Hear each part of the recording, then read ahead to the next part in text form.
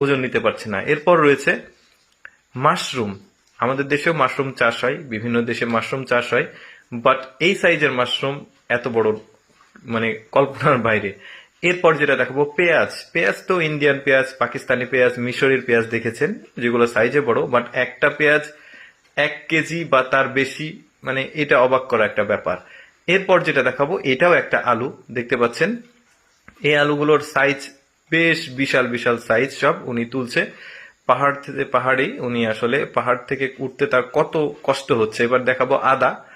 আদাটা দেখুন কি বিশাল সাইজের আদা। আমাদের দেশের যে আদাগুলো হয় মোটামুটি মানে 1 পোয়া বা 1.5 পোয়া হয়, বাট এটা কেজির উপরে। মিষ্টি কুমড়া দেখায়, মিষ্টি কুমড়ার কয়েকটা জাত দেখাবো। যেমন এটা একটা মিষ্টি কুমড়া, মানে মিষ্টি কুমড়া হচ্ছে বড় হয়, সেটা আপনারা অনেকেই জানেন। কয়েকটা মিষ্টি কুমড়াতে ট্রাক লোড আর কি। এই যে দেখুন এটা একটা মিষ্টি কুমড়ার জাত, এটা লাল কালার, ওইটা সবুজ কালার ছিল। মিষ্টি কুমড়াগুলো বেশ বিশাল